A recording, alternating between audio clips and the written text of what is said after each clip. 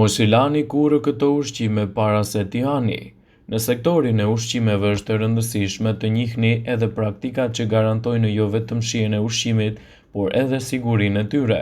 Disa ushqime të veçanta nuk duhet të lahen përpara konsumit për të shmangur çdo kontaminim të tyre. Ky parandalim është jetik për shëndetjen e konsumatorit dhe kontribon në higjienën më të mirë të ushqimit. Veza, për shembull, ka lëvozhgje poroze natyrale.